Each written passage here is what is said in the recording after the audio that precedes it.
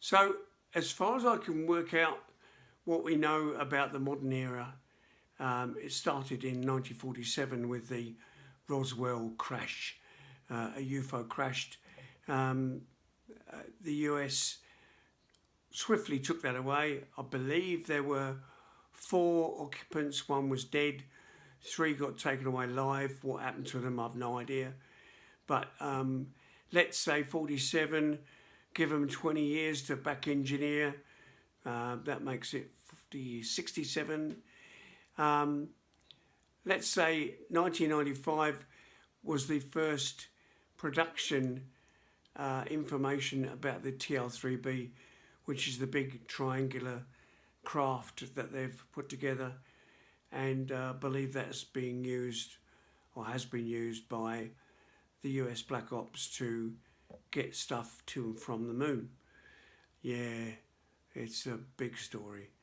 So anyway, we'll outline what's going on.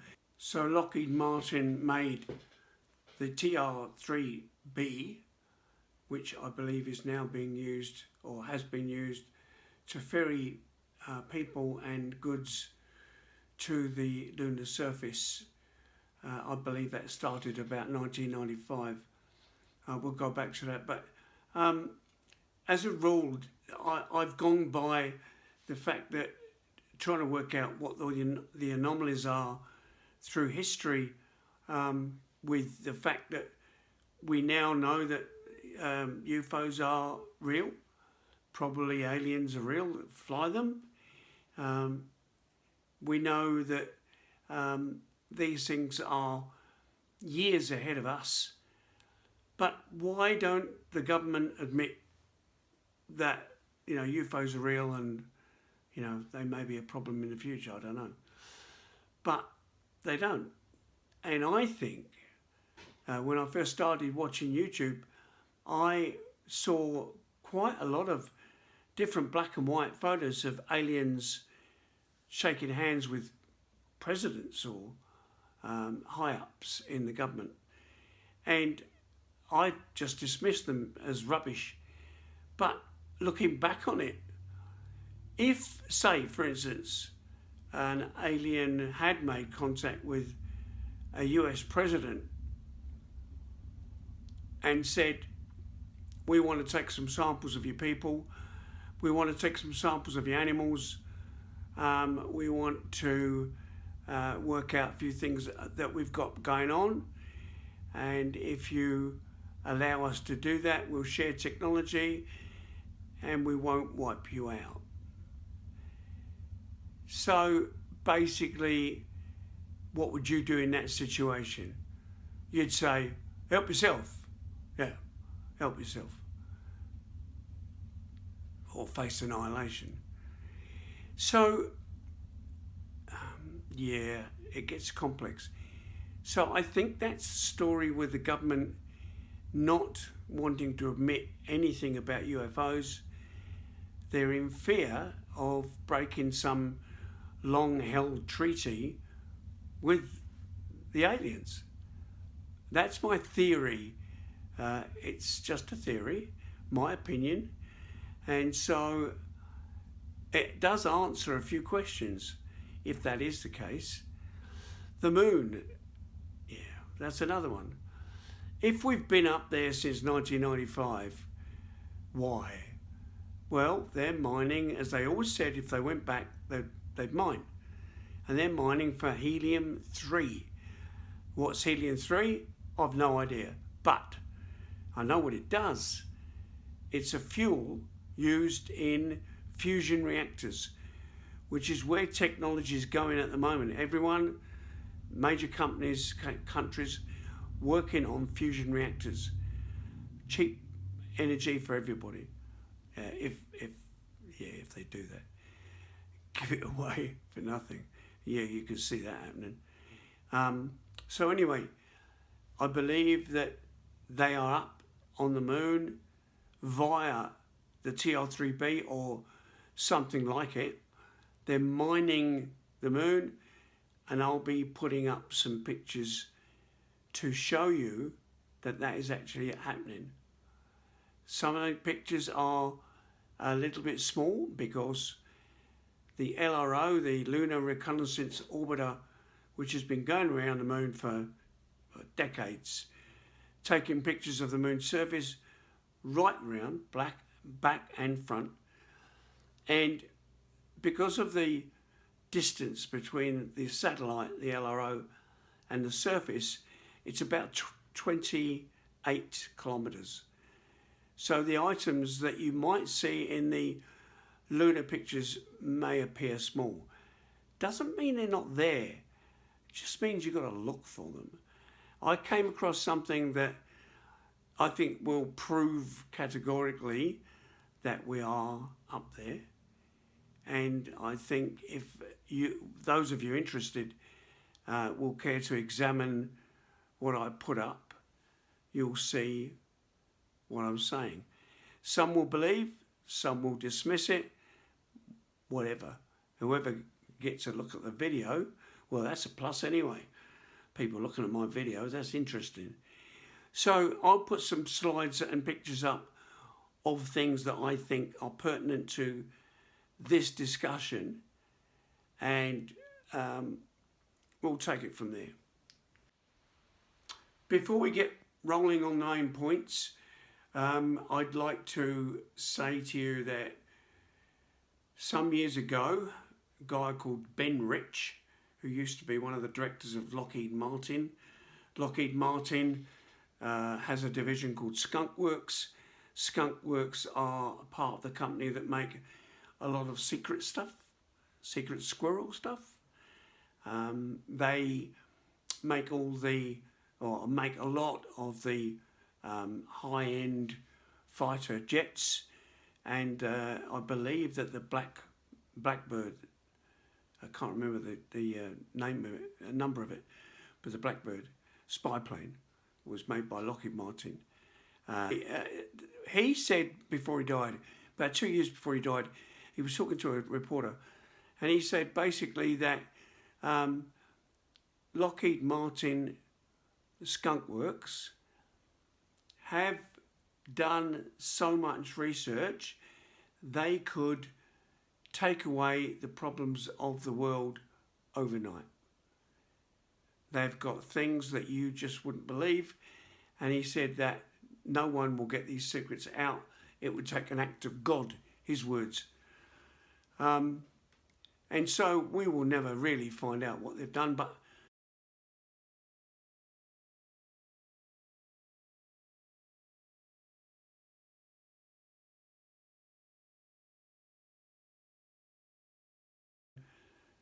$47, $50, that's 50 years, another 25 on this century.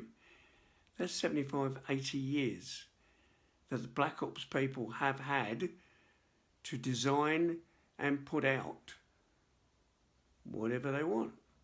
Well, we don't know about it. The only things we know about are what's at least 25 years old. They will not release anything to the public before 25 years. If you see it and it's from Lockheed Martin or Skunk Works, it is at least 25 years old. Now, if they've had 80 years from 47 to 25 to design, make, whatever, imagine what they are doing now. What is on their drawing board now? It would frighten the hell out of most people. So I'm going to delve into a little bit of what I know, but it's only the tip of the iceberg. If you want to know more, go over the ESA photographs of satellites, space, rockets, the moon, whatever, with a magnifying glass. The only way you're going to see anything, because as I said, if the LRO is taking pictures continually, but it's 28 kilometres away, whatever it picks up is going to be quite small. With a magnifying glass, you've got a chance of seeing what they're hiding. So, it's worthwhile. I've done a bit of it, and I'll show you what I've found. Okay, so the first item is going to be based on the Aristarchus Crater. Now, the Aristarchus Crater is not the biggest crater on the moon. It's about 11 or 12 in the largeness scale, but it is significant in that there's more activity coming out of the Aristarchus Crater than there is just about anywhere else. And I will put a picture up, you'll see that on the video, of what I have found and why I think it is so. The Aristarchus Crater is one of the brightest of the craters. It is significant in that the edge, the large back edge of the crater has collapsed. I believe that it's collapsed because of the mining that's going on, and the mining has been going on for a long time. And why haven't we been back to the moon? We're already there. We don't need to go back to the moon. I think the Elon Musk rocket thing is a diversion to keep the public interested in what's going on with him so that we don't delve into what's really going on the moon. Right? Diversion tactics. I believe that Elon Musk is probably very much aware of what is really going on up there, and he doesn't care because he's doing his own thing. That's fair enough. I love the guy. I think he's brilliant. And I think we'll gain a lot of knowledge from what he's doing. But do we need to go back to the moon? Nah. We've already done it. So I will put up a few pictures of what I've found going around the crater sides and show you what I've seen.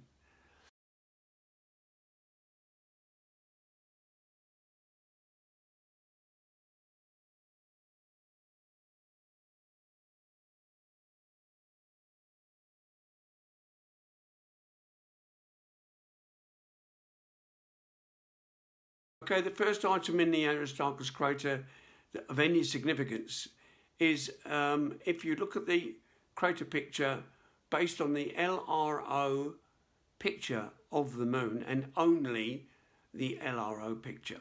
It's got to be Aristarchus Crater Lunar Reconnaissance Orbiter, because NASA has wiped most of the significant detail away. And as far as I can see, the LRO picture is the only one left showing what I've found. And what I've found is a structural bridge over the back edge of the crater. Around about, looking at the crater photo, it's about 11 o'clock on the crater rim. For us, it's quite small. As I say, it's about 28k away. So it's small. You've got to use a magnifying glass. I've blown it up as much as I can without it pixelating on my computer. But there is a significant black line going across the bridge. I thought it was a bridge for people or vehicles. No, it's a pipeline. That shocked the hell out of me when I found it. So it's a bridge carrying a pipeline. Why is it carrying a pipeline? Because they're bloody mining the moon. And we got to get used to that. That's what's going on. I believe, my point of view, I believe. And so the picture will show partly that. Going around the rim of the crater in a clockwise direction, you'll see a pipeline.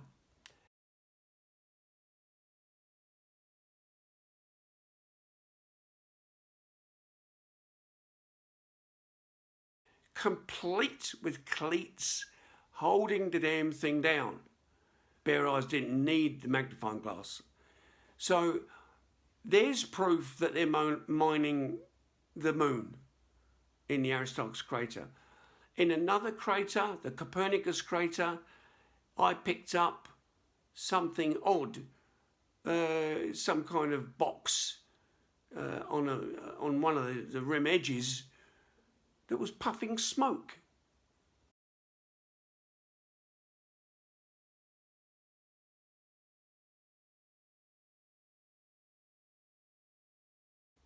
And then you put two and two together and you go, oh, that's how they built the bridge. They've got a generator up there, a big generator. I can see the smoke puffing out the top. Now, most people are going to say, nah, you can't do that because, there's no air up there. Well, you've only got to slap a cylinder of air on the side of the damn generator and you've got a generator that runs in an airless environment. So they need welders and they need stuff like that. So that's my take on it. I think that's what's going on. It's not a very clear picture, but you can see the smoke easily. Now, nothing up there makes smoke except an engine. Now, you take out of it what you want. So I believe that's part of what's going on up there. I think there's more to it than that, but it's going to take a little bit of more investigating. I believe that on the dark side there is some kind of village. I've seen pictures of areas of the moon on the dark side that seem to be covered in buildings. These guys have got to live up there. It's estimated that there may be as many as 1 million people on the dark side of the moon. And that's why we haven't gone back as well. I mean, they don't want us to find out what is going on. So NASA's lost all the technical paperwork about going to the moon in the 60s, in 69. Rubbish. Absolute rubbish. Someone as big and bold and strong and rich as NASA losing its data? What utter rubbish. I'm sorry, but I think it is. We don't want to go back up there because A, we don't need to. B, we might find out what's really going on. And wouldn't that upset the apple cart a bit? It might do. So, yeah, I think that's what's going on. For me, I think that's enough for today. But by the time I've edited this video, it'll probably be a bit longer than I want it to be. But do have a look at the pictures. Use a magnifying glass. Get an interest up about what is really going on. The next video I make is going to be about Mars. Now there's a story. See you later.